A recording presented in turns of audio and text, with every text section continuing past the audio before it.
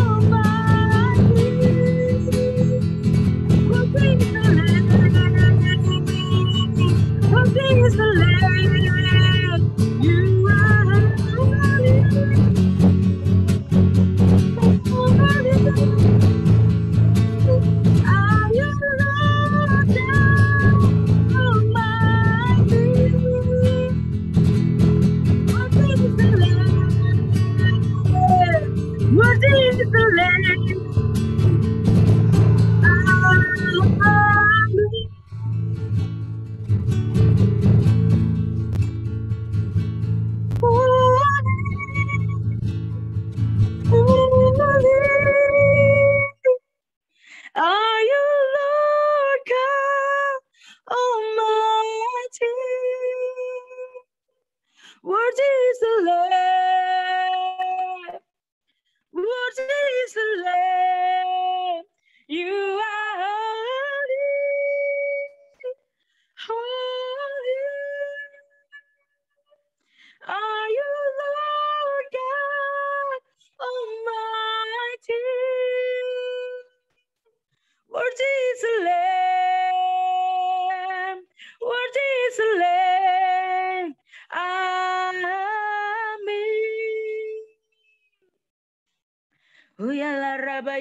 Sambutlah datangnya Raja di atas segala raja. Dia sedang hadir pada malam hari ini. Mari kita hargai dan hormati hadirat Tuhan. Unakatala rabana shande ya raba ya rabo. Hiya rabe la rabo. Shande ki la re ya rabo. Shadaka la rabo ya la re la ro ya rabe. Shindiki la raba ya la rabo. Terima kasih Tuhan. Terima kasih. Musim telah berlalu, namun kasih-Mu tetap baru setiap hari. Kau tak pernah tinggalkan aku, Kau tak pernah meninggalkanku. Ku mau berjalan maju menuju musim yang baru. Yela raba, yala rabo, yala rabo, yala rabe. Past is over, masa lalu sudah berlalu. Ku masuk musim yang baru, sebab masa depan itu ada, dan harapanku takkan pernah hilang. Oh ya la rabo, ya la rabo, ya la raba, ya la se. Kau hapus air mataku, Kau hapus luka di hatiku, dan memberi harapan yang baru Tuhan. Oh ye la rabo yo, ya la raba ya so. Ini la raba ya da sande. Haleluya. Terima kasih Tuhan buat musim yang baru, buat setiap kami Tuhan. Urapi setiap kami, berikan roh hikmat, pengertian, wahyu daripada Tuhan. Bukakan tingkap-tingkap pemikiran kami, biar kami dapat mengerti dan kami mendapat menjadi pelaku firman-Mu Tuhan. Juga berkati hamba-Mu yang tidak ada apa-apanya ini Tuhan. Pakai lidah bibir hamba-Mu untuk menyampaikan isi hati-Mu. Biar hanya perkataan Kristus yang keluar, biar hanya perkataan Tuhan yang disampaikan pada malam hari ini. Dan kami pakai kuasa otoritas kerajaan surga oleh kuasa darah Yesus. Kami tolak patahkan setiap kuasa kegelapan di dalam nama Yesus. Apapun yang mau mengganggu ibadah malam hari ini, apapun yang membuat kami tidak mengerti dan tidak bisa mendengarkan firman Tuhan dengan fokus, kami tolak patahkan di dalam nama Yesus. Dan kami percaya ada hal yang dahsyat yang Tuhan mau lepaskan buat setiap kami. Dan segala puji hormat kemudian hanya bagi nama Tuhan Yesus Kristus. Tutup bungkus kami Tuhan, seluruh keluarga besar kami, orang-orang yang kami kasihi oleh kuasa darah Yesus. Sembunyikan kami di balik salib perkenanan Tuhan. Di dalam nama Tuhan Yesus, setiap kita yang percaya, mari kita sama-sama katakan amin. Shalom, saudara terkasih dalam Tuhan. Pertama-tama saya ucapkan El Shanatova 5782 Paybat. Happy Rosh Hashanah, selamat masuk musim yang baru. Walaupun kita dalam kalender Yahudi besok kita Rosh Hashanah, tapi kita selangkah lebih maju. Kita persiapan, kita selangkah lebih maju. Dan sekali lagi saya ucapkan El Shanatova 5782, ini adalah musim yang luar biasa. Ini adalah musim yang penuh dengan sukacita. Ini adalah musim yang akan sangat-sangat dahsyat buat setiap kita yang percaya. Kita sama-sama katakan amin. Saudara, pertama-tama saya akan bahas dengan singkat, mengapa sih kita harus merayakan Rosh Hashanah? Kenapa kita harus tahu musim dan waktu? Kita harus tahu apa yang Tuhan sedang kerjakan buat setiap kita. Kenapa Bapak Ibu Saudara terkasih dalam Tuhan? Saudara, sejak Kejadian, dari kitab Kejadian, Tuhan sudah mengajarkan bahwa segala sesuatu Tuhan lakukan melalui musim dan waktu. Menurut logika manusia, bisa nggak sebenarnya bumi itu diciptakan only one day? Dalam nama Yesus terjadi satu hari, semua langsung jadi. Air, laut, air dan daratan, cakrawala, hewan, tumbuhan, bisa nggak hanya satu hari? Bisa. Tapi kenapa Tuhan nggak lakukan itu? Karena Tuhan mau bergerak dalam musim dan waktu. Saudara, kalau engkau tahu tentang ilmu pertanian atau kau tahu bidang kedokteran, seorang ibu hamil nggak mungkin, saya mau pokoknya 1 bulan ngelahirin. Nggak mau tahu, pokoknya hanya 1 bulan saya mau hamil. Nggak bisa seenaknya kita, saudara. Ada waktunya ketika engkau hamil, engkau mengalami proses 9 bulan, dan kau harus melahirkan, kau harus mengerang, dan lain sebagainya. Sama halnya petani. Kalau hari ini kita tahu, oh ini udah mulai permulaan musim hujan nih, September, Oktober. Ini waktunya nih saya menanam. Karena saya akan menuai 3 bulan lagi. Seorang petani nggak bisa juga seenaknya nanam sekarang, pokoknya nggak mau tahu, besok harus nuai. Nggak mau tahu, seminggu lagi harus nuai. Ya nggak bisa lah. Segala sesuatu ada tatanan, segala sesuatu ada hukumnya, segala sesuatu ada musim dan waktunya. Bahkan pengkhotbah bilang, ada waktu engkau harus menanam, ada waktu kau menuai, ada waktu kau bersedih, ada waktu kau bersuka cita, ada waktu lahir, ada waktu kau meninggal. Di bawah bumi ini, di bawah surga, di atas bumi ini, semua harus tahu mengenai musim dan waktu. Otak kita manusia, ya ampun, yang kecil banget, segede bapau mungkin ya otak kita. Kita nggak bisa menyelami pekerjaan Tuhan yang maha dahsyat, yang mega dahsyat, yang luar biasa. Oleh sebab itu Tuhan membuat musim dan waktu. Kenapa harus ada kalender? Karena ada musim dan waktu. Seperti Ratapa bilang, selalu baru setiap hari, baru setiap hari. Besar setiamu Tuhan. Every day is a new beginning. Every day ada sesuatu yang baru yang Tuhan berikan buat setiap kita. So, setiap hari adalah permulaan yang baru. Setiap bulan adalah permulaan yang baru. And every year, setiap tahun adalah permulaan yang baru. Yang percaya sama-sama katakan, amin. Kenapa sih kita harus melihat daripada kalender Israel, saudara terkasih dalam Tuhan? Dunia ini banyak banget kalender. Ada kalender Masehi, Gregorian, ada Hijriyah, bahkan kalender suku Maya, suku Aztec, dan lain sebagainya. Mereka punya kalender. Tapi satu-satunya kalender yang dibuat oleh Tuhan adalah kalender Ibrani alias kalender Israel. Ini adalah kalender, ini adalah penanggalan di mana Tuhan berikan kepada Musa. Saudara kalau mau buka lagi silakan ada di Keluaran. Ketika itu Tuhan menetapkan ketika bulan Nisan Abib. Bapak Ibu ingat ketika keluar dari Mesir, Passover. Mereka masuk ke dalam padang gurun ketika Musa naik ke Gunung Sinai.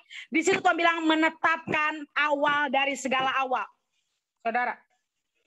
Jadi kita harus tahu karena kalender Israel ini bukan buatan manusia. Saya bukan mau rasis atau mau suku, bahas suku, no. Tapi kita harusnya lebih lihat orang-orang lain, seperti Chinese ya. Mereka sangat-sangat percaya tentang kalender mereka. Ketika Imlek, ketika tahun baru China, mereka sangat percaya. Padahal, sorry to say, bahwa kalender itu dibuat manusia, bukan Tuhan loh. Seperti saudara sepupu kita, Muslim. Satu Muharram, bla bla bla. Mereka bahkan setiap Idul Fitri, bulan Ramadan, bulan Syawal, bla bla bla. Mereka juga percaya tentang bulan. Nah, kita anak-anak Tuhan, kita harusnya lebih percaya lagi.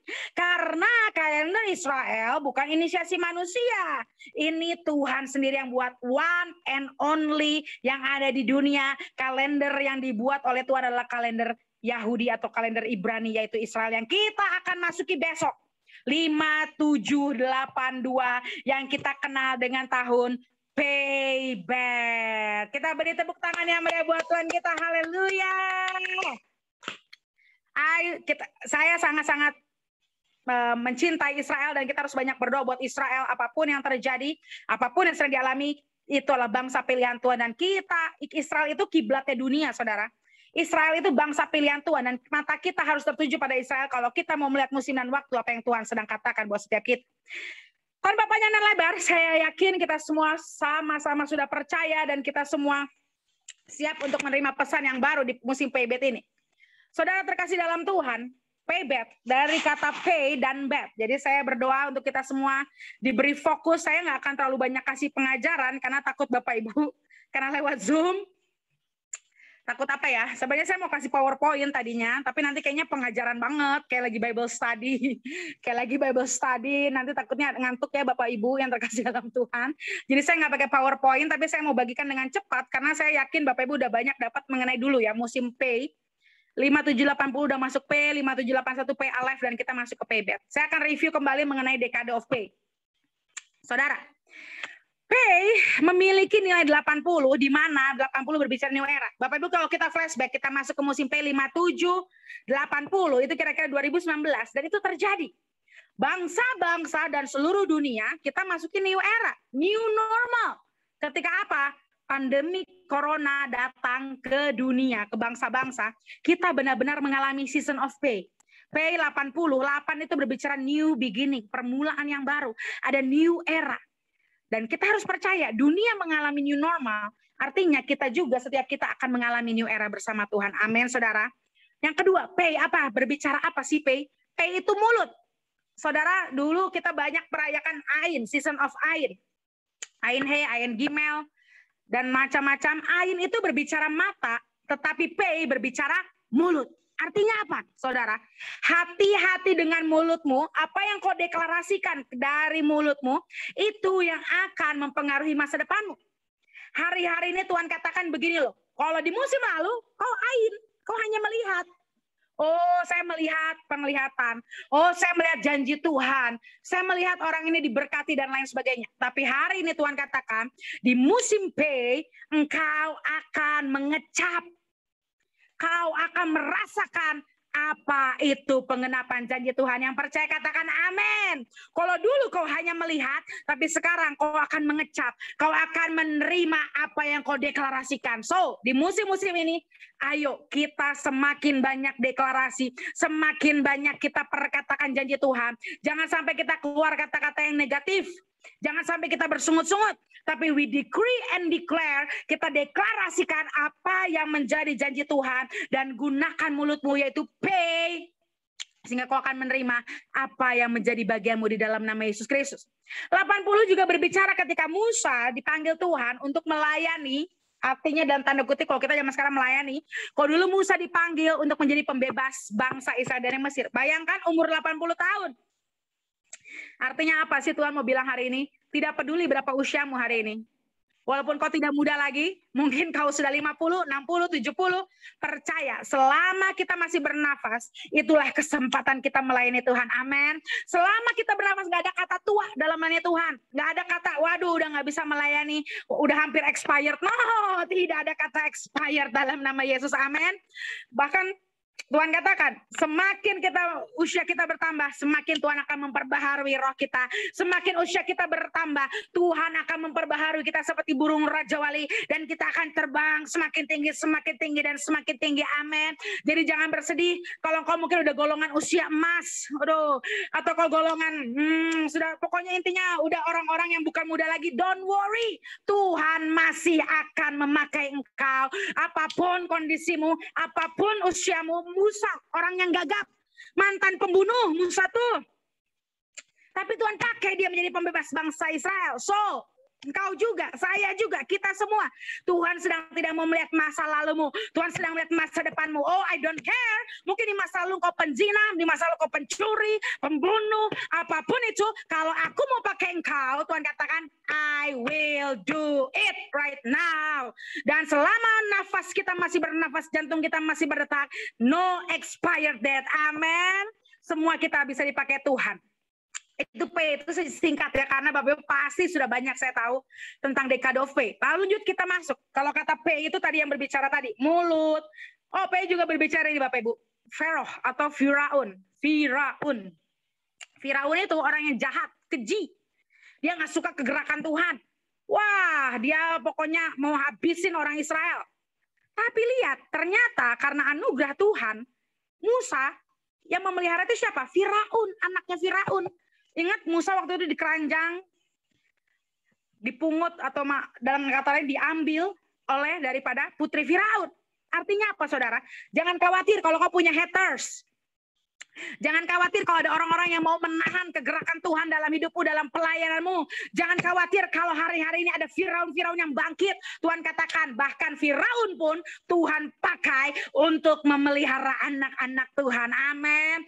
Firaun pun bagi dunia Tuhan pakai untuk membangkitkan anak-anak Tuhan. So hari-hari ini jangan takut ketika ada Firaun-Firaun bangkit atas hidupmu. Atau haters, atau orang yang nyinyir, orang yang julid. Yang penting Tuhan katakan destiny kita, apa kata Tuhan. Jangan fokus sama orang yang julid, yang nyinyir sama kita. Fokus sama perkataan Tuhan tentang kita. Amin. Sudah terkasih dalam Tuhan. Selanjutnya dengan cepat, kita akan bahas mengenai Beth. Beth itu adalah huruf kedua. Yang pertama itu Alef, yang kedua Beth. Semoga Bapak Ibu nggak pusing kalau kita bahas tentang kata-kata Ibrani dan lain sebagainya, karena saya akan berusaha mengaplikasikannya untuk itu benar-benar aplikatif supaya kita mengerti dan bukan hanya sekedar tahu, tapi kita melakukan, tapi kita menjadi pelaku firman. Saudara, bet itu adalah huruf kedua. Yang pertama itu alef. Tetapi dalam firman Tuhan, dalam Torah, alef itu termasuk silent letter. Artinya mulut yang tertutup, alef.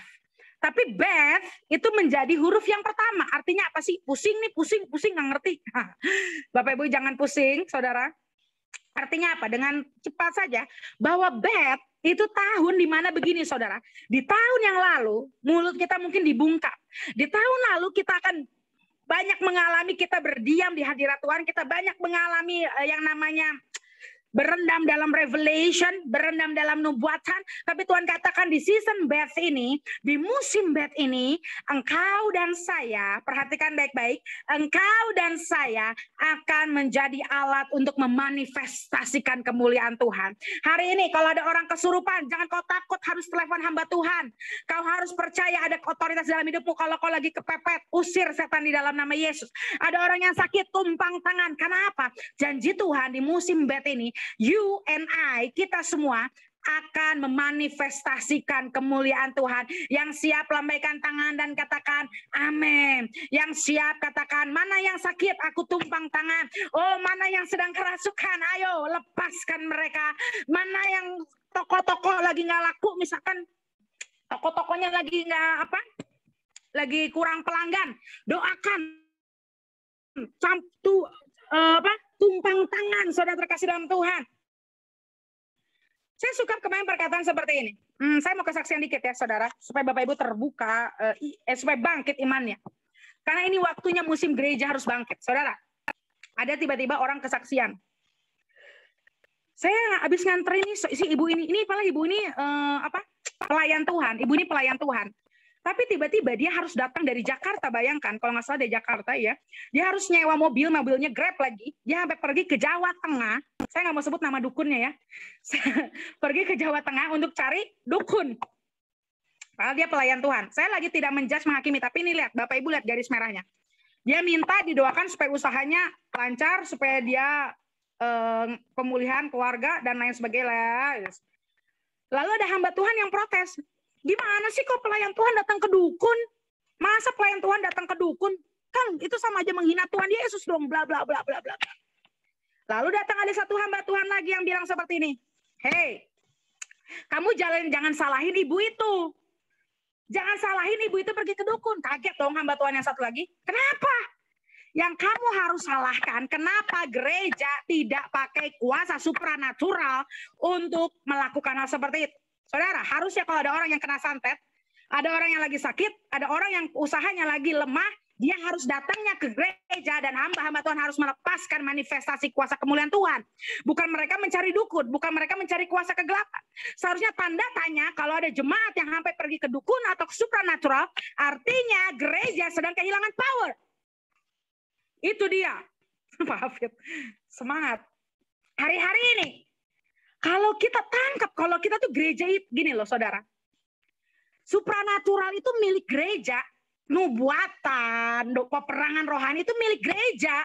Dicuri sama siapa? Iblis. Ketika kita tahu, itu kan harusnya yang asli punya saya. Woi, yang asli punya saya. Kita harus rebut balik. Jangan sampai iblis yang harusnya itu balikin nama kita nggak mau. Oh, itu sesat. Itu sesat, itu tidak rohani, itu tidak alkitabiah. Saudara, supaya kita sama-sama paham, gereja udah waktunya kita masuk dalam kuasa supranatural. Bapak Ibu lihat, sangat menyedihkan di Amerika, di mana yang lebih populer apa? Witchcraft. Saudara, di Amerika kegerak, saya baca kemarin, saya kan sering lihat YouTube juga segala macam. Di dunia, orang-orang lebih dari kota-kota, bayangkan seluruh Indonesia mau datang ke sebuah kota hanya karena mau didoain seorang dukun ini adalah, sebut aja nggak usah sebut namanya.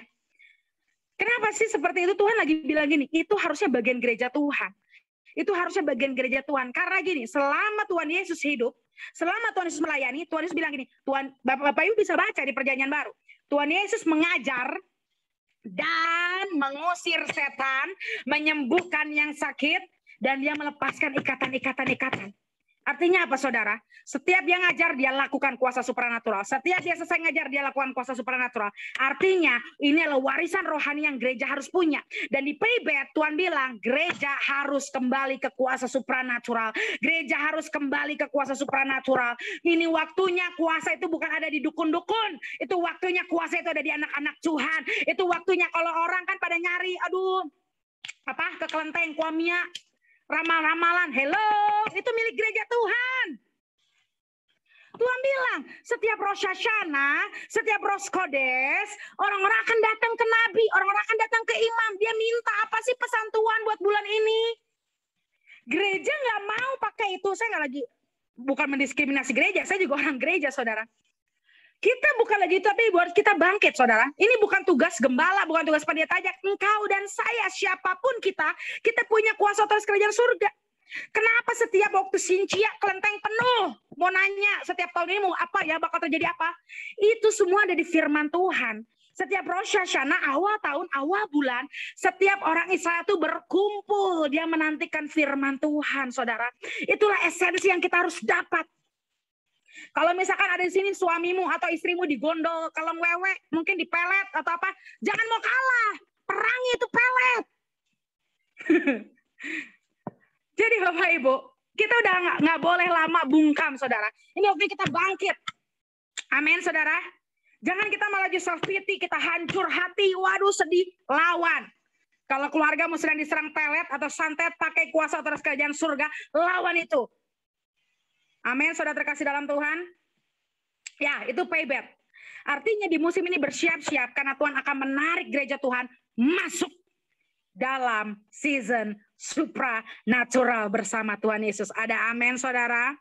Kenapa zodiak laku? Kenapa ramalan laku? Itu semua milik Tuhan Yesus. Tuhan bilang, iblis hanya mencuri, mengimitasi supaya kemuliaan balik ke iblis. Hello, padahal kemuliaan itu milik Tuhan Yesus Kristus. So, this is the time, gereja, kita semua, engkau dan saya, kita harus bangkit di Paybet ini. Karena kita bukan hanya melihat, tapi kita akan melakukan, memanifestasikan kemuliaan Tuhan. Ada amin? Kalau saya mau kesaksian, banyak saudara.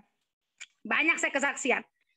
Kesaksian macam-macam kalau tentang supranatural, tapi saya nggak mau bahas hari ini tentang kesaksian supranatural karena kita harus tangkap di tahun baru ini Tuhan mau apa sih. Selanjutnya Bet dan Ehad. Ehad itu satu. Jadi kata Bet itu sebenarnya adalah huruf Vav yang bergabung, Vav, Vav, Vav, dan artinya Ehad. Apa artinya? Artinya ini adalah musim kesatuan yang kudus. Saudara, ini waktunya engkau tubuh Kristus. Ku tak pandang dari gereja mana, asalkan kau berdiri atas firman-Nya. Ini bukan waktunya gereja saling menghakimi. Mongko aliran baptis, karismatik, profetik, penginjil, whatever, kita adalah tubuh Kristus yang kita harus bersatu memenangkan jiwa. Jangan energi kita buang saling menghakimi, saudara. Di gereja dia nggak ada bahasa roh. Di gereja dia bahasa rohnya aneh. Bapak Ibu, ini bukan waktunya kayak gitu. Jangan mau kita diprovokasi oleh iblis. Sehingga kita lupa esensi gereja Tuhan itu membawa jiwa-jiwa kepada Tuhan. Sampai kapan juga nggak akan ada titik temu. Hello. Kenapa? Tubuhnya ada kepala, ada tangan, ada kaki. Nggak bisa semuanya kepala. Gereja ada gereja kenabian, gereja profetik. Ada gereja yang misi, yang ke daerah-daerah. Ada tangan, ada kaki. Nggak bisa dong manusia tangan semua. Nggak bisa dong manusia kaki semua. Tapi bagaimana kita mencintai perbedaan. Di bagaimana kita bergerak bersama. Ada yang bernubuat. Ada yang pergi ke penginjilan, pedalaman-pedalaman.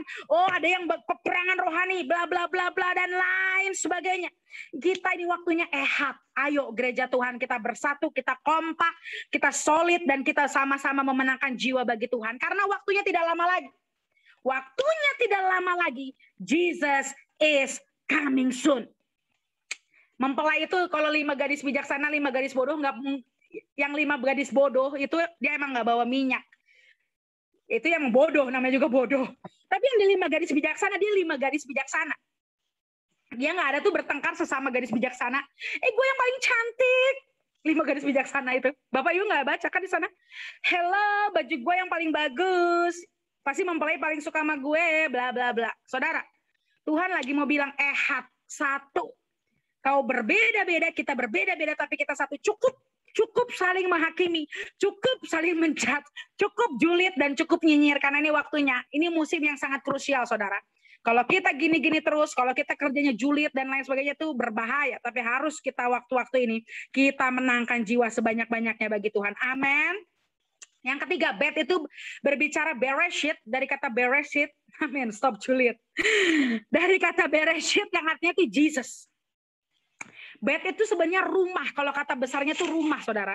Tapi ini saya bahas dari kata-kata Ibraninya, arti-artinya ya, yang kecil-kecil, nanti tema besarnya saya akan bahas. Bet itu berbicara Jesus. Bapak Ibu bisa buka firman Tuhan di Yohanes 1 ayat 1, pada mulanya lah firman. Dan firman itu menjadi manusia, itulah Bet. Artinya Yesus itu yang saat ini yang akan Tuhan reveal buat setiap kita, bahwa apapun yang sekarang pondasi yang salah, apapun yang salah dari keluarga kita, bahkan pelayanan kita, gereja kita, atau kota bangsa kita harus kembali ke pondasi yang benar, yaitu Jesus. Kita nggak bahas doktrin. Bukan doktrin, bukan dogmatika, bukan doktrin, bukan tata ibadah, bukan cara ibadah, but Jesus is the center of it all. Tuhan Yesus yang dipermuliakan.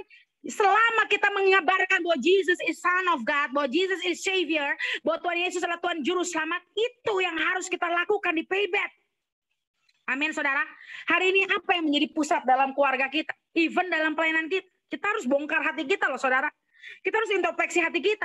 Seringkali mungkin kita malah karena popularitas atau uang atau hanya karena apapun itu, Tuhan bilang, ayo make Jesus the center. Jesus be the center of it all. Jesus be the center of it all. From beginning to the end. It will always be, it's always been you, Jesus. Jesus. Amin, saudara. Biar Tuhan Yesus menjadi center. Di musim-musim ini, ayo, kalau kita udah mulai melenceng, kalau hati kita udah mulai berpindah, ayo back to Jesus. Balik lagi, Tuhan, kau pemimpin keluargaku. Tuhan Yesus, kau pemimpin bisnisku. Tuhan Yesus, kau pemimpin gerejaku. Amin, saudara terkasih dalam Tuhan. Dengan cepat, Beth berbicara Bethel and Bethany, 2 kota. Nanti saya akan baca terakhir, nanti kita baca. Bapak Ibu bisa baca. Saya akan kasih ayat firman Tuhannya. Jadi Bapak Ibu nanti bisa lihat. Kenapa karena ini aja waktunya sudah cukup lumayan, karena banyak yang mau saya sampaikan. Jadi saya berusaha dengan singkat, cepat, padat, tapi nggak terlalu terburu-buru, tapi Bapak Ibu bisa nangkap dan makan sebanyak-banyaknya apa yang Tuhan mau berikan. Beth berbicara Bethel and Bethany. Saudara, kalau gitu biar afdol Bapak Ibu kita bukalah firman Tuhan ya. Karena kita mau bahas tentang Bethel. Kita buka firman Tuhannya, saudara. Bapak Ibu ingat kisah Yakub? Yang waktu itu dia kabur dan lain sebagainya. Nah ini ya, saya buka Kejadian 35 ayat 7. Didirikannya lah, Kejadian 57 ayat 7, 8, 9 saya bacakan. Didirikannya lah mesbah di situ dan dinamainya tempat itu El Bethel, karena Allah telah menyatakan diri kepadanya di situ ketika ia lari terhadap kakaknya. Saudara, ketika dia di Bethel, Tuhan meneguhkan kembali dan Tuhan bilang, firman Allah kepadanya, namamu Yakub, tapi dari sekarang namamu bukan lagi Yakub, melainkan Israel. Saudara, apa artinya sih di musim Paybet ini? Tuhan bilang, ini adalah musim di mana ketika engkau melakukan dalam tempat pelarian, kau dalam kondisi terendah dalam hidupmu, kau dikejar-kejar, kau lagi nggak dalam kondisi terendah dalam hidupmu, dalam titik poin terendah dalam hidupmu, Tuhan akan menjumpai setiap kita. Amin. Tuhan akan menjumpai setiap kita dan Tuhan tidak menghakimi kita. Yakub itu artinya penipu, saudara. Yakub dia nipu Esau. Yakub juga dia nipu Laban. Memang dia old cycle-nya, stronghold-nya itu penipu. Tapi ketika dia masuk ke Bethel, Tuhan bilang ini, yes, namamu Yakub. Tapi hari ini namamu berubah jadi Israel. Hari ini, ketika seluruh dunia sedang menunjuk tanganmu dan menuduh engkau, wah penzina, wah penyembah berhala. Itu yang terjadi di masa lalu. Tuhan bilang, yes Lord, di musim ini, di payback, anugerah dan hadirat Tuhan akan mengubahkan kau. Kau bukan lagi Yakub, tapi kau Israel. Kau bukan lagi penzina, tapi kau adalah revivalist, wanita yang membawa kebangunan rohani. Kau bukan lagi orang yang ngutang sana sini. Kau bukan lagi seorang pembunuh. Kau bukan lagi seorang penyembah berhala. Tapi hari ini, di musim ini, Tuhan akan nyatakan destinimu. Apa panggilan Tuhan atas hidupmu. Dan berkata, oh kau adalah seorang pendoa syafaat di garis depan. Dan Tuhan katakan, oh kau adalah penginjilku, kau adalah penyembah, pemuji penyembahku. Amin saudara. Di payback kita masuk ke rumah Tuhan, battle. Kita masuk ke battle dan kita mengalami perjumpaan dengan Tuhan. Dan di battle waktu itu Yakub bermimpi ada tangga yang terbuka dan malaikat naik turun, malaikat naik turun, malaikat naik turun. Hari-hari ini juga Tuhan katakan, selain Tuhan akan menyatakan destinimu, Tuhan akan mengirimkan malaikat-malaikat untuk melayanimu. Yang percaya katakan, amin. Bet yang selanjutnya adalah Betania atau Bethany. Saudara masih ingat Bethany itu adalah kota Simon si kusta, saudara? Amin, saudara. Yes, kita masuk payback dengan excited. Kita percaya ada hal yang dahsyat buat setiap kita. Nanti kita terakhir akan deklarasi. Saya akan masukkan mungkin di kolom chat. Ada 10 deklarasi di tahun ini. Jadi nanti Bapak Ibu bisa copy, bisa baca setiap hari. Tapi nanti setelah kita ibadah, kita bisa deklarasikan bersama-sama, saudara terkasih dalam Tuhan. Nah, saya mau bacakan juga tentang Lazarus, itu di Betania. Jadi ternyata di musim payback ini, Bet yang tadi udah saya jelasin panjang di awal, Bet yang selanjutnya adalah Bethel dan Bethany. Bethany itu adalah kisah, masih ingat saudara, Lazarus. Kisah juga Simon si kusta. Kisah si Maria dan Marta.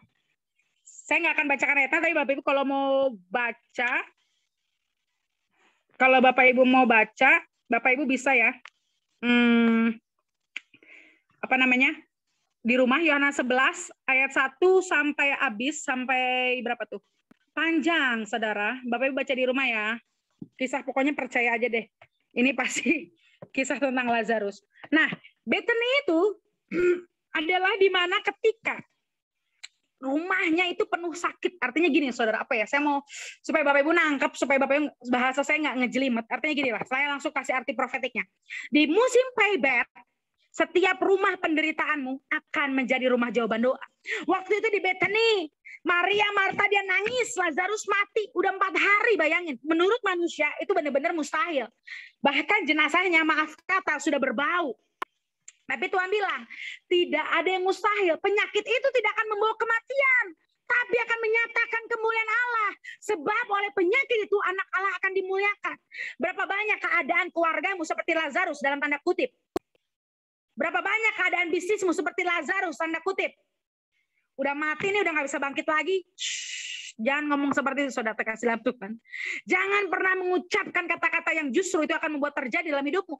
Jangan mengucapkan kata-kata yang justru akan menghambat hadirat Tuhan dalam hidupmu. Mungkin hari ini kesehatanmu juga banyak naik turun. Selalu katakan hari-hari ini, aku percaya penyakit ini tidak akan membawa kematian. Aku percaya kesusahan dalam keluargaku tidak akan membawa dalam kematian, tetapi akan menyatakan kemuliaan Allah. Sebab melalui penyakit ini, kemuliaan Allah akan ditinggikan. Amin, saudara. So hari ini, ketika kau bertahun-tahun mengalami rumah penderitaanmu, mungkin dalam hubungan suami istri kau tidak bahagia, cekcok berantem di rumah tangga. Mungkin dalam keuangan kau belum mengalami terobosan yang signifikan. Mungkin sakit penyakit ada yang kau gumulkan bertahun-tahun. Percaya, kau harus klaim, kau harus teriak sama Tuhan. Tuhan berjanji musim ini seperti Bethany, bahwa rumah penderitaan akan menjadi rumah jawaban doa. Bahwa rumah kesakitan akan berubah menjadi rumah penyembuhan di dalam nama Yesus. Yang percaya sama-sama katakan, amin. Saudara terkasih dalam Tuhan. Dan lanjut, ini terakhir. Jadi Bapak Ibu, ini sebenarnya kalau payback, saya akan bawakan ada 2 sesi. Kalau Bapak Ibu mau lihat besok, mungkin atau lusa saya akan upload di YouTube mengenai Paybet di 7 gunung. Bapak Ibu tahu 7 gunung? Pendidikan, spiritual, government, art and entertainment, media, dan lain sebagainya. Tapi hari-hari ini saya mau bahas yang paybet-nya dulu. Jadi kalau Bapak Ibu mau lihat, karena saya di awal gini, first time will be the first will be the most important. Di musim-musim ini yang pertama itu tahun baru akan menentukan seluruh tahun dalam hidup kita. Sama halnya, ketika kita bangun pagi hari, doa pagimu itu mempengaruhi keseluruhan hari. Makanya saya selalu belajar dan mengajari anak-anak mentor, anak-anak rohani atau pemuritan saya bahwa ada namanya commanding the morning. What you decree sebelum matahari terbit, apa yang kamu deklarasikan, kau memerintah pagimu, kau memerintah harimu, itu akan terjadi buat keseluruhan harimu.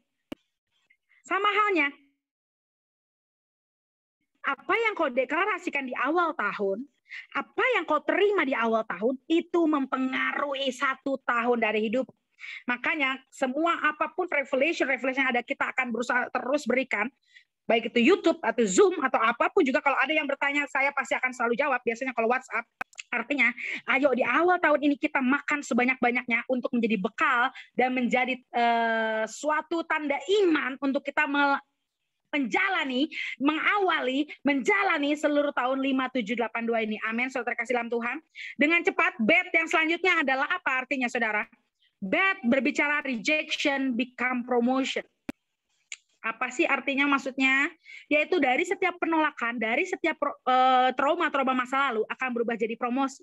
Atau bahasa Inggrisnya, the place of your pain will become the place of your reign. Saudara, Tuhan katakan dengan jelas seperti ini. Bahkan saya pun sering bergumul, saudara.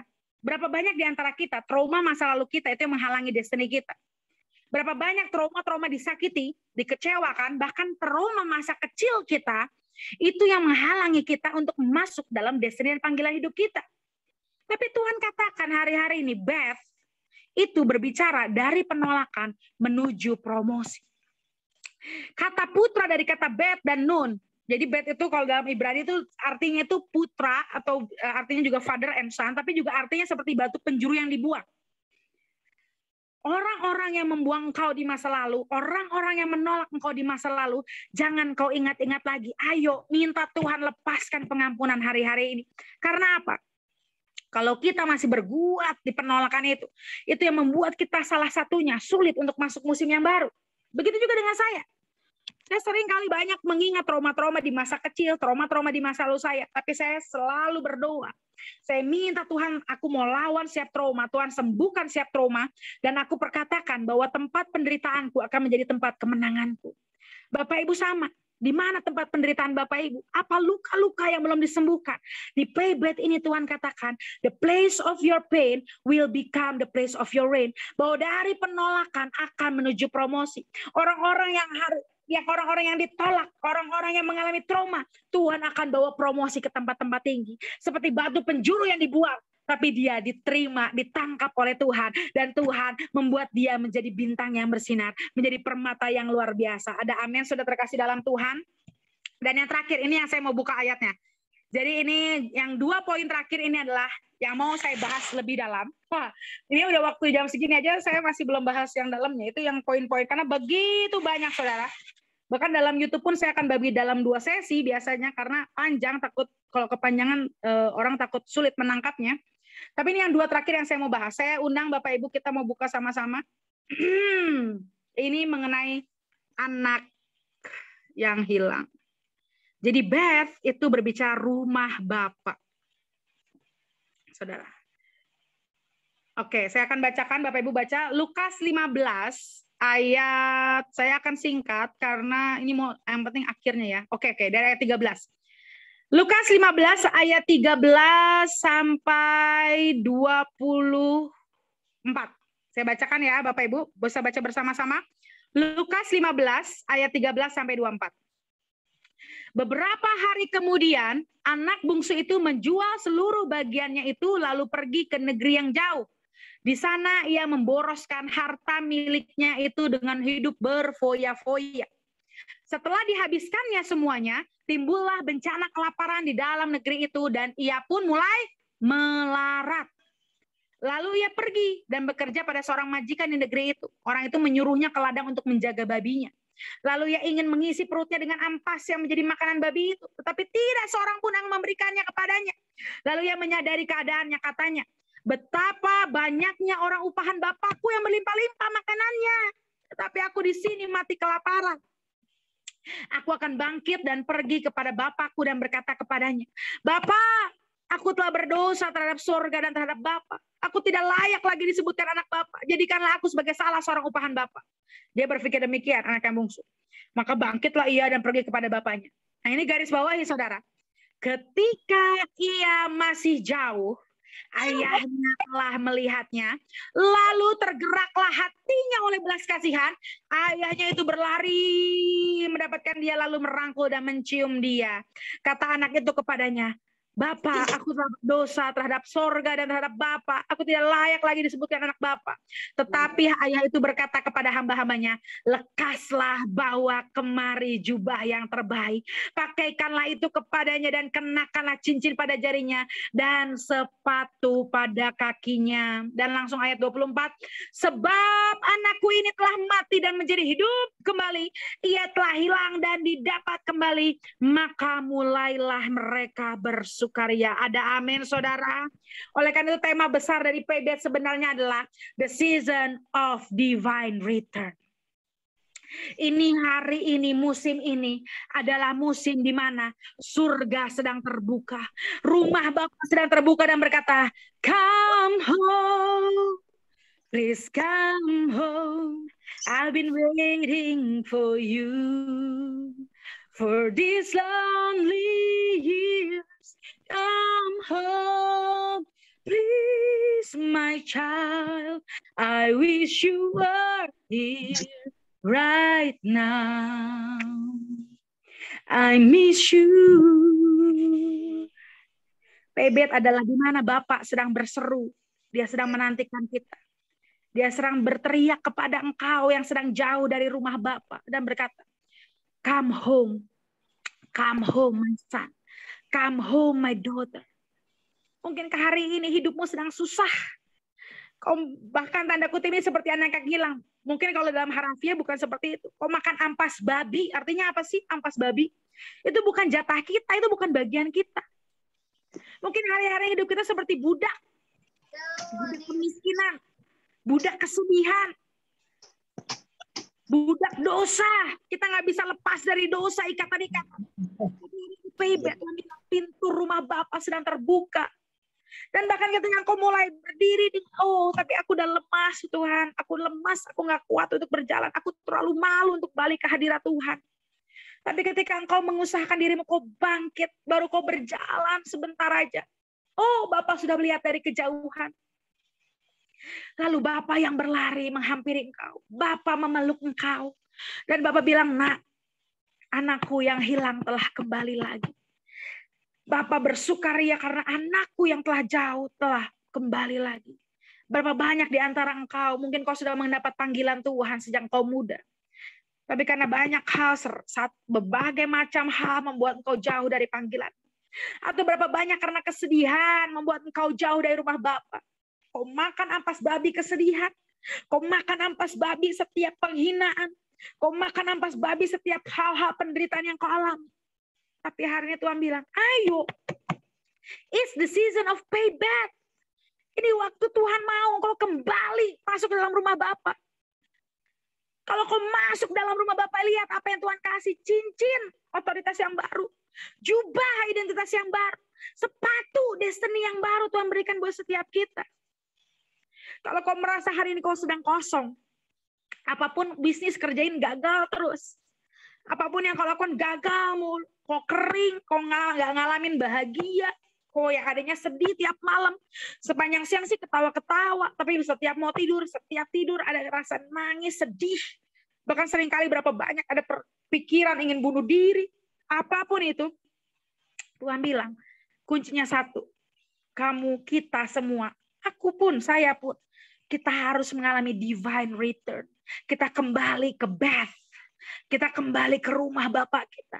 Lihat di rumah Bapak, lembu tambun semua tersedia. Di rumah Bapak semua penuh dengan kelimpahan. Mungkin hari-hari ini kita ngalamin gak enak karena kita jauh dari rumah Bapak. Hari ini Tuhan katakan firman Tuhan berkata, payback adalah waktu kita kembali. Kita anak loh. Anak itu berhak memiliki apa yang bapaknya punya. Bapak kita punya alam semesta. Bapak kita punya segala hal. Dan kita anaknya. Kita adalah ahli waris kerajaan surga. Dan kita berhak menerima seluruh yang menjadi bagian Tuhan. Amin, saudara. Ayo. Kalau hari ini kau sedang jauh. Jangan juga saya dengar perkataan. Jangan kau terintimidasi. Tidak ada dosa yang terlalu merah yang Tuhan tidak bisa sembuhkan. Walau dosaku merah, kain kesumba, kau menjadikanku putih. Saudara, semerah apapun dosamu, Tuhan hari ini lagi mau merentangkan tangannya. Dan dia sedang mau memeluk engkau malam ini. Dan Tuhan sedang mau menghibur hatimu yang sedang luka. Ayo masuk di Paybet ini. Ini musim yang luar biasa. Saya sangat excited loh masuk Paybet 5782. Rumah itu berbicara apa sih, saudara? Kalau Bapak Ibu lagi kerja, capek, pulang ke rumah, perasaan Bapak Ibu gimana sih? Nyaman. Ada makanan. Kita terlindung dari hujan, terlindung dari angin. Tempat kita bersama orang yang kita cintai, keluarga kita. Kita bisa lakukan apapun di rumah. Itulah arti sebenarnya payback. Kita kembali ke rumah. Lebih baik di sini. Rumah kita sendiri. Saudara, seberapa jauh pun kau berjalan pergi, seberapa jauh pun kita melangkah, kita pasti akan kembali menemukan jalan pulang, yaitu hadirat Tuhan. Seberapa pun kau sedang jauh dari hadirat Tuhan, kemanapun kau pergi, tangan Tuhan pasti akan selalu bisa menangkap kau kembali dan bilang, come home, dan masuk dalam rumah Bapa. Amin, saudara terkasih dalam Tuhan, yang mau merasakan bahwa masuk dalam rumah Bapa, yang mau merasakan terima cincin, jubah, sepatu yang baru, kita sama-sama katakan amin.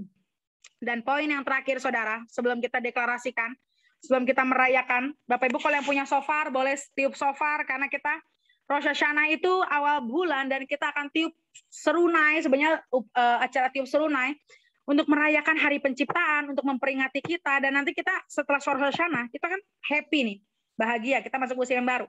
Tapi saya ingatkan supaya Bapak Ibu nanti tahu musim dan waktu, setelah Rosh Hashanah ada 10 hari namanya, hari kita berbalik, repentance, bertobat, kita minta penebusan, dan akhirnya nanti hari ke-10 ada Yom Kippur. Saudara, Yom Kippur itu adalah hari pertobatan, hari pendamaian. Jadi Bapak Ibu setelah Paybet, setelah kita diisi firman, kita deklarasi janji Tuhan, kita akan masuk masa merendahkan diri, kita bertobat di awal tahun ini untuk kita minta penebusan sepanjang tahun ini. Amin, saudara. Dan yang terakhir, 5782 kalau digabungkan, tadi P sudah panjang, bet sudah panjang. Jadi Paybet itu apa? Selain tadi kita kembali ke rumah Bapak. Saya undang sekali lagi Bapak Ibu, kita buka Lukas 14 ayat 23.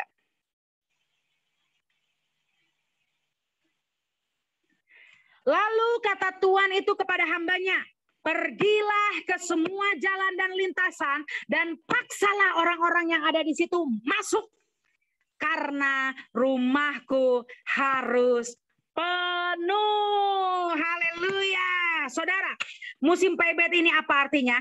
Rumah Tuhan harus penuh. Kita tadi sudah terima ya dari awal. Wah, kalau nanti saya akan simpulkan terakhir, biar Bapak Ibu nggak liar, panjang banget ya. Supaya Bapak Ibu nggak liar, saya akan simpulkan terakhir tuh apa sih sebenarnya Paybet tuh apa sih? Nah ini, poin puncaknya adalah karena rumahku harus penuh. Saudara, kalau Bapak Ibu baca ini dari awal, ini perumpamaan orang-orang yang berdalih. Seorang raja, tuan, mau mengadakan perjamuan besar. Dia undang banyak orang. Ayo datang yuk perjamuan, ayo datang. Udah mau dekat perjamuannya, seru masuk, banyak yang beralasan. Ya, aku lagi beli ladang, mau lihat dulu. Ada yang baru beli 5 pasang lembu, ada yang baru kawin, akhirnya nggak mau datang ke perjamuan. Dan akhirnya Tuhan bilang apa? Marah dia. Dia murka dan berkata pada hambanya, ya udah kalau gitu hambaku, pergilah ke segala jalan dan lorong dan kota. Bawalah kemari orang-orang miskin, orang-orang cacat, buta, dan lumpuh. Dan bilang seperti ini di semua jalan dan lintasan. Paksa, Tuhan bilang. Paksa. Dan masuklah, karena apa? Rumahku harus penuh, saudara. Inilah payback. Engkau dan saya, kita harus berseru-seru di jalan-jalan. Kita berseru-seru di tempat yang tergelap. Orang-orang miskin yang cacat, yang butuh Tuhan. Kita paksa mereka masuk dalam rumah Tuhan. Karena Tuhan bilang di payback ini rumah Tuhan harus penuh. Siapapun anggota keluargamu yang belum percaya Tuhan, ayo kita minta kemuliaan Tuhan. Paksa mereka masuk dan berkata, rumah Tuhan harus penuh. Dan itu di sini ayat ini jelas, Tuhan marah ketika dia panggil orang yang dia undang, tapi orang itu nggak mau datang. So hati-hati, jangan sampai amit-amit dalam nama Yesus ya. Jangan sampai orang yang terdahulu menjadi yang terbelakang.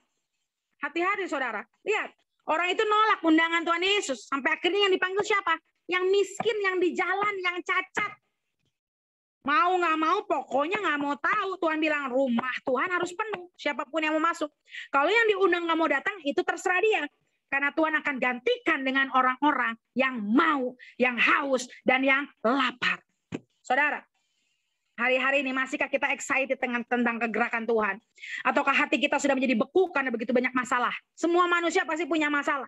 Tapi jangan sampai masalah pribadimu seperti ladang, seperti lembu, seperti apa lagi, baru kawin. Itu malah menghalangi undangan Tuhan untuk kau masuk dalam rumah Tuhan.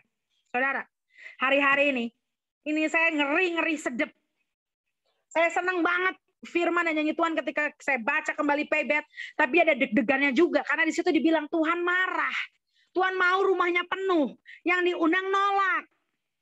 Akhirnya Tuhan cari yang lain, yang haus, yang lapar, yang butuh Tuhan. Amin saudara.